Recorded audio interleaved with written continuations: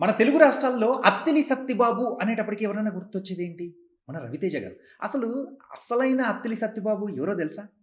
నేను ఇప్పుడు మన సోషల్ పోస్ట్ మరి పాడ్‌కాస్ట్‌లో తీసుకొనొచ్చేసాను. మరి ఆయనే 'అత్తిలి' నుంచి వచ్చిన సత్యనారాయణ గారు. ఆయన సింగరు, మిమిక్రీ ఆర్టిస్ట్ ఇలా వాట్ నాట్ బోలెడన్ని అని చెప్తూ ఉంటారు. మరి అసలైన 'అత్తిలి సత్తిబాబు' గారు ఇప్పుడు మనతో పాటు ఉన్నారు. ఆయనతో మాట్లాడేద్దాం. ఈరోజు మన పాడ్‌కాస్ట్ ఇంటర్వ్యూలో దడదడలాడించేద్దాం.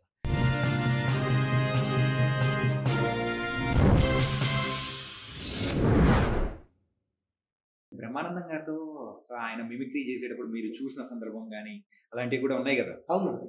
ఎప్పుడు సార్ అది ఏంటిది? అది నేను బాగా చిన్నోడినండి. నేను ఫిఫ్త్ క్లాస్ అది చదువుతున్నాను. అత్తిలి డిగ్రీ కాలేజీ మా సుబ్రహ్మణ్యేశ్వర స్వామి పేరు మీద ఉంటదండి డిగ్రీ కాలేజీ కూడా. హ్మ్. ఆ డిగ్రీ కాలేజీలో ఆయన ఫేర్‌వెల్ పార్టీలో స్టూడెంట్స్ చేస్తారు. గెస్ట్‌గా వచ్చారు ఆయన ఆ రోజు. హుహుహు. అప్పుడే సినిమాల్లోకెళ్తున్నారు. 'పసివాడి ప్రయాణం' మొదటి సినిమా ఇది. హ్మ్. 'త్రినేత్రుడు' ఇది 'ఆహనా పెళ్ళి' హ్మ్. అప్పుడు ఆ మూమెంట్ అనమాట అండి. ఓకే. అది ఇయర్ గుర్తులేదు గానీ, హ్మ్. అప్పుడు ఆయన గెస్ట్‌గా వచ్చారింక. లెక్చరర్ నుంచి వెళ్ళిపోయారింక. కుదరట్లేదు షూటింగ్‌లు ఎక్కువైపోతున్నాయని చెప్పేసి, హ్మ్. ఆ రోజు గెస్ట్‌గా వచ్చి ఆ రోజు మిమిక్రీ చేశారు. అప్పుడు నేను ఆయన మిమిక్రీ చూసి నేను చాలా ఇన్స్పిరేషన్ అయ్యాను. మనం కూడా ఇలా మిమిక్రీ చేస్తే బావుంటదని చెప్పేసి అలా అలా ఫ్రెండ్స్ దగ్గర చేయడం, జోకులేయటం, ఆట పట్టించడం. ఈ లెక్కన చూసుకుంటూ ఉంటే మీరు మిమిక్రీ ఆర్టిస్ట్‌గా టర్న్ అవ్వడానికి బ్రహ్మానందం గారు కూడా వన్ ఆఫ్ ద రీజన్ అవునండి. అనిపిస్తది. అవును. మా ఇంటి దగ్గరే కొంచెం దూరం అనమాట. హ్మ్. డైలీ మా వీధి నుంచి నడిచేస్తా ఉండేవారు. నేను అక్కడ ఉండడం బొగ్గగిల్లెళ్ళేవారు అలాగా. ఆటలాడుతూ ఆయన కాళ్ళకి అడ్డపడిపోయేవాడిని ఆ ఈతలో. ఆ! చక్కగా ఉండేవారు. ఎవరితో మాట్లాడేవారు కాదు. రీసెంట్ ఆయన. నడుచుకుంటూ వెళ్ళిపోయి నడుచుకుంటూ హ్మ్. చేతులు 2 ఒక స్టీల్ వాచ్ ఉండేదండి. ఒక అలసట. నాకింకా గుర్తుంది. ఆ! ఆ చేతులు అలా ఎనకాల పెట్టుకొని ఇలాగా ఇలా పెట్టుకొని నడుచుకుంటూ వెళ్ళిపోయారు. ఇంకా భలే గుర్తుంది సార్. అంత నాకు షార్ప్ మైండ్ సార్. మా ఇంటి ముందు నుంచే కదండీ వెళ్ళేవారాయన. ఓకే. అందుకే అంత గుర్తులు చెప్తున్నాను. స్టీల్ వాచ్, గల్ల షర్ట్. మీరు ఇన్ని షోస్ చేశారు. యెస్. ఇంత పేరు ప్రఖ్యాతలు సంపాదించుకొని మరి ముందుకెళ్తున్న టైంలలో కూడా కొంతమంది ప్రముఖులు మిమ్మల్ని బాగా పొగిడింది గాని, కొన్ని ఆ సందర్భం ఖచ్చితంగా మర్చిపోకుండా ఉన్న మూమెంట్స్‌గా ఉండింటాయి గదా! అలాంటిదేదైనా ఉందా? చాలా మందండి ప్రముఖులంటే ఒకళ్ళంటే ఒకళ్ళు కాదు గుర్తు ఎంతో మందండి. హ్మ్. మహానుభావులు. చాలా మందున్నారండి. వాళ్ళలో నాకు మురళీమోహన్ గారు. హ్మ్. మురళీమోహన్ గారు కూడా నన్ను చాలా బాగా ఎంకరేజ్ చేశారు.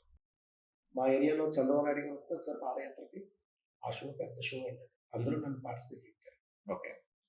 ఆ తర్వాత కారుమూరి నాగేశ్వరరావు గారు వైసీపీ మినిస్టర్. వారు కూడా నాకు మంచి అవకాశాలిచ్చారు. గజల్ శ్రీనివాస్ గారితో పాడించారు.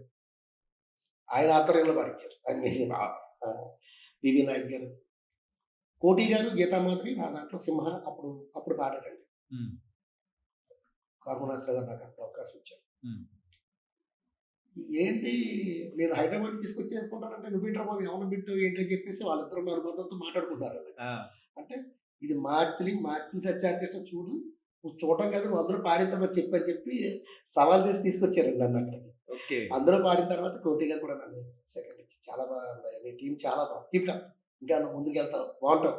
వెళ్ళని చెప్పి అన్నారు. అందరూ కూడా ఆర్టిస్టులు అందరూ కూడా చాలా మెచ్చుకున్నారండి. కానీ మిమ్మల్ని వెలుగులోకి తీసుకొనొచ్చిందయితే మరి, మరి ఈటీవీ సంస్థ, ఆ! శ్రీదేవి డ్రామా కంపెనీలో యెస్. మీరు వచ్చి గాని, మీ ట్రూప్ అవును. గాని వచ్చి పార్టిసిపేట్ చేయడం గాని, ఎట్లొచ్చింది సార్ అవకాశం? ఏందంటే మీరు తెలిసిన వాళ్ళంటే ఓన్లీ గోదావరి డిస్ట్రిక్ట్‌ల వరకే. అవును. కానీ ఆ ప్రోగ్రామ్ తర్వాత అయితే మారిపోయింది సార్. మొత్తం మారిపోయిందండి. ఆ! అసలు ఈటీవీలో ఫస్ట్ వన్స్ మోర్ ప్లీజ్ అన్న ఒక వచ్చిందండి show. Okay. Once more please. హ్మ్. అందులో మిమిక్రీ ఆర్టిస్ట్‌లకి అవకాశం ఇచ్చారు. యాహ్! తిరుపతిలో సెలక్షన్ జరుగుతున్నాయని చెప్పంటే అప్పుడు పేపరే కదండీ! హ్మ్. పేపర్‌లో చూడటం. హ్మ్. ఆ పేపర్‌లో చూసి సెలక్షన్స్ ఉన్నాయంటే నేను తిరుపతి హోటల్ బిల్స్ అని ఉందండి బిల్స్. అందులో సెలక్షన్స్‌కెళ్ళాను. హ్మ్. ఎళ్ళినప్పుడు సెలెక్ట్ అయ్యాను. మిమిక్రీగా వన్స్ మోర్ ప్లీజ్‌లో ఉదయ్ భాను గారు, వేణు మాధవ్ గారి షో. హ్మ్. అందులో 'జగదేగుడు అతిలోక సుందరి' గెటప్‌లో ఉంటారు. నేను హ్మ్. శ్రీదేవి చిరంజీవి గెటప్. ఆ షో ఫస్ట్ నాది. ఓకే. అది చేసి చాలా ఎపిసోడ్‌లు చేశానండి. అందులో చాలా ఎపిసోడ్‌లు చేశాను. ఓకే. అందులో ఈటీవీలో మరి తర్వాత క్లోజప్ సరిగమలు అని చెప్పి మనో గారు, శైలజ మేడం గారు వాళ్ళు కూడా ఒక అవకాశం ఇచ్చారు నాకు. హ్మ్. అందులో కూడా పాడాం. ఆ తర్వాత కొంచెం ఈ ప్రోగ్రామ్‌ల వల్ల నేను ఎన్ని షోలొచ్చినా ఎక్కడికి వెళ్ళలేకపోతున్నానండి. ఈవెంట్స్ ఎక్కువగా ఉన్నాయి.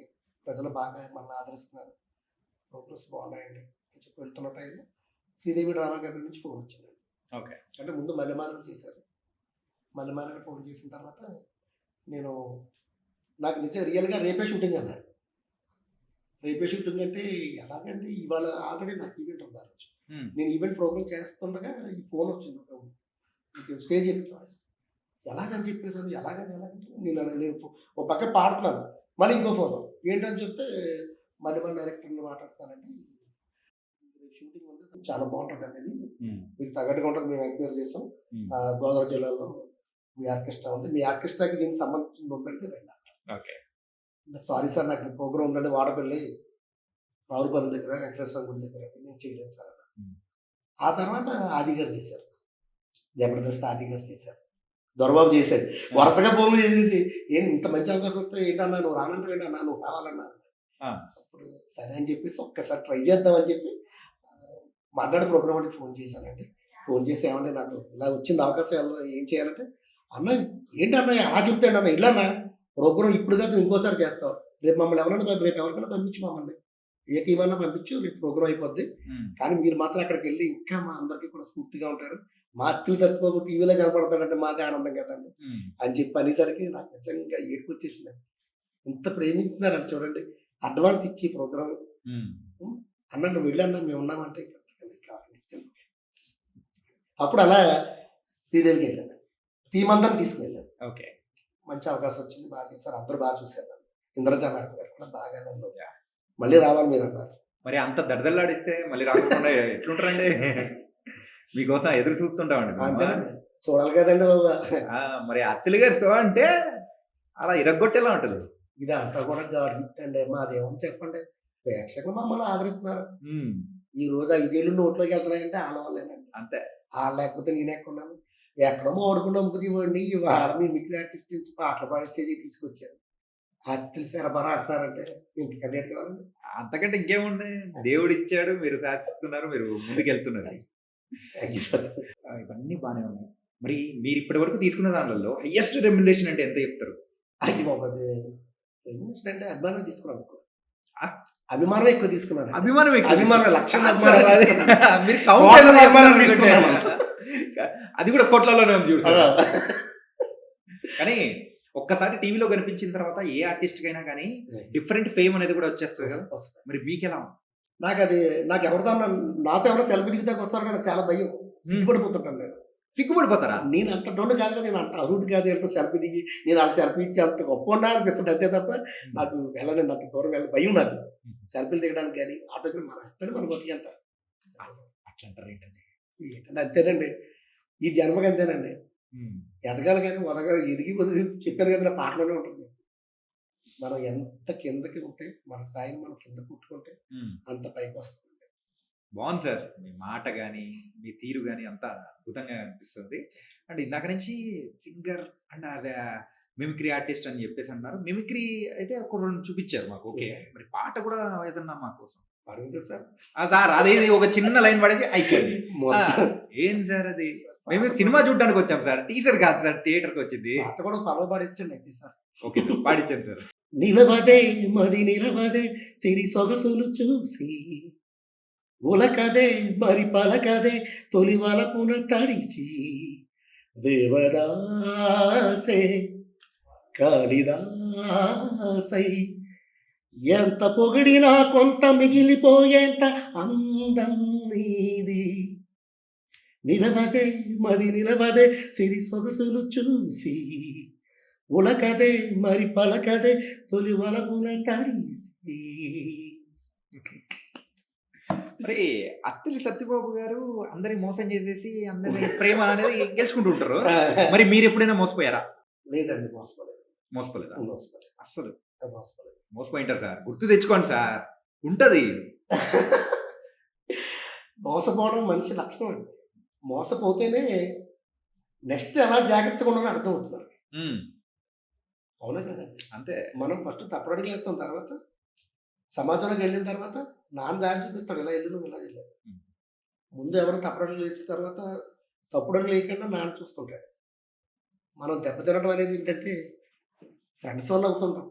కానీ నా ఫ్రెండ్స్ అలాంటోళ్ళు కాదు. హ్మ్. నా ఫ్రెండ్స్ చాలా మంచోళ్ళు. ఇవాళ నన్ను పైకి నిలబెట్టింది నా ఫ్రెండ్స్ అండి. చాలా చేయూతనిచ్చారు నాకు. వాళ్ళ వల్లే నేను ఇలా ఉన్నాను. హ్మ్. ఇంతమంది ప్రేక్షక దేవుళ్ళని పొందానంటే ఇదంతా కూడా మా ఊరు నాకు ఇచ్చిన గౌరవం, మా ఊరు నాకు ఇచ్చిన ప్రేమ. అత్తిల్లో సుబ్రహ్మణ్య స్వామి ఫెస్ట్ అండి. మా హ్మ్. ఊర్లో సుబ్రహ్మణ్యం చాలా ఫేమస్ అండి. యాహ్! అక్కడ ప్రోగ్రామ్ చేసినప్పుడు అక్కడికొచ్చి జనం చూస్తే అసలు ఇంతమంది ప్రేమ ఉంది. నేను ఇలాగ ఏంటనుకుంటాను. లాస్ట్ ఇయర్ ప్రోగ్రామ్ చేస్తే వచ్చిన వాళ్ళు ఒకంతు, వెనక్కి ప్రోగ్రామ్ చూడకుండా వెళ్ళిపోయిన తొమ్మిదో వంతు ఉన్నారు. హుహు. అంటే 10 వంతులు వస్తే ఒక వంతే ఉన్నారు అక్కడ జనం చూడడానికి ప్లేస్. 9 వంతుల జనం వెనక్కి వెళ్ళిపోయారు. వెనకెళ్ళిపోయారు. చూడడానికి మరి ప్లేస్ అంత ప్లేస్ అక్కడికి చాలా ఎక్కువ వచ్చేసారు ఆడియన్స్. చాలండి ఇంక అంతకనే కావాలి ఈ జన్మ కనిపిస్తుంది. మళ్ళీ మళ్ళీ అదే అనిపిస్తుంది నాకు. ఎన్నున్నా, ఏం జేసినా కానీ ఖచ్చితంగా మనిషి జీవితంలో డబ్బు అనేది ఎంతో ముఖ్యం కదా! మరి మీ జీవితంలో డబ్బు ముఖ్యమా? ప్రేమ ముఖ్యమా అంటే ఏం చెప్తారు? ప్రేమే ముఖ్యమండి. డబ్బు అవసరానికే. కానీ ప్రేమ డబ్బును కొనగలుగుతారా? కొనలేదు కదండి. మరి డబ్బు ప్రేమను కొనగలుగుతారా? అసలు రెండూ కూడా ఇంపాసిబుల్ అండి. మరి ప్రేమ ప్రేమే, డబ్బు డబ్బే. కానీ ఇప్పుడున్న జనరేషన్‌లో అట్లా లేదు గదా! మరి దాని గురించి మీరేమంటారు? అంటే ఇప్పుడున్న జనరేషన్ అలా ఉంది గానీ, మా జనరేషన్ అప్పుడుది కదండి 90స్ బ్యాచ్ మాది. అంచేత మా బ్యాచ్ అందరూ కూడా చాలా మంచోళ్ళు. మాకు మాకు దేవుళ్ళండి. మా భగవంతుడు లాంటి టీచర్లు దొరికారు మాకు. హ్మ్. అప్పుడు కొడతంటే ఏమనేవారు కాదు. తిరిగి నాన్న మాస్టర్ కొట్టారంటే ఆయన వచ్చి ఎవర్రా ఏ మాస్టర్‌రా కొట్టింది అని చెప్పి వచ్చి, ఎవరు మేము మా అబ్బాయిని కొట్టారంట కొడతామంటే చంపేయండి అనేవారు. హ్మ్. ఇప్పుడు మీకు తెలుసు కదా ఇప్పుడు జనరేషన్‌లో కుర్రోడు తప్పు చేసి నేను చేయలేదని నాన్నకి చెప్తే, ఆ తండ్రి ఈడి మీద ఉన్న ప్రేమతో మాస్టర్‌ని ఏమంటున్నాడో మీరు చూస్తున్నారు ఈ మధ్యన యాహ్! ఇంట్లో సోషల్ మీడియాలో చూస్తున్నారు. హ్మ్. తిరిగి మాస్టర్‌ని తిట్టడం, కొట్టడం అది తప్పండి.